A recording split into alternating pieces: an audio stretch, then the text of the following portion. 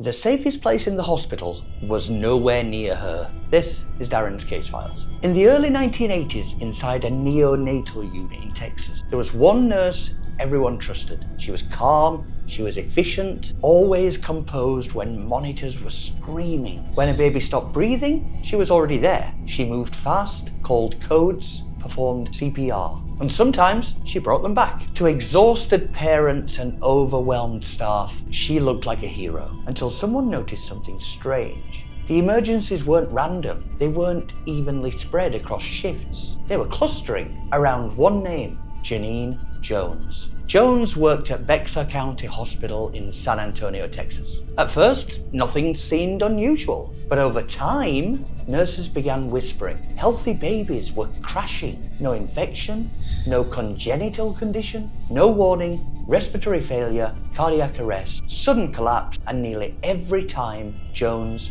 had been alone with them just moments before. Some staff even began tracking incidents quietly. The numbers were disturbing. When she was off shift, the ward was calmer. When she was on shift, emergencies spiked. Investigators would later discover she had access to a powerful paralytic, succinylcholine, a drug designed to stop muscle movement, including the muscles that allow you to breathe. In tiny patients, it worked fast. An injection could cause sudden respiratory failure. No visible trauma, minimal trace, rapid chaos. And then she would respond, calling for help, initiating CPR, positioning herself at the center of the emergency. If the baby survived, she looked extraordinary. If the baby didn't, it looked like tragedy. Administrators began reviewing mortality rates. The pattern was difficult to ignore. The hospital saw the numbers. Instead of calling the police, they called it a resignation. She left. No public announcement, no criminal referral, no formal warning. And found work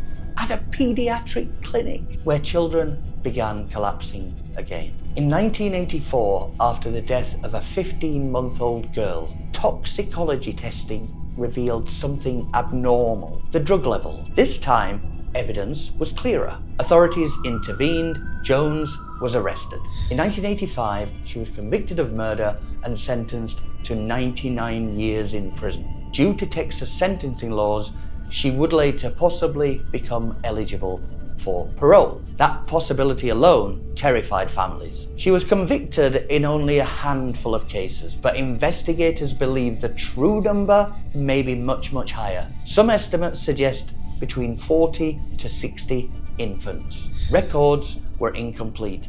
Medical oversight in the early 1980s wasn't what it is today. Some deaths were classified as natural, some cases were never reopened, and time erases things. Hospitals are built on trust, yeah? Parents hand over their most fragile lives to strangers in scrubs. And in this case, the person running towards the emergency may have been the one who caused it. And for years, no one stopped her. Until next time.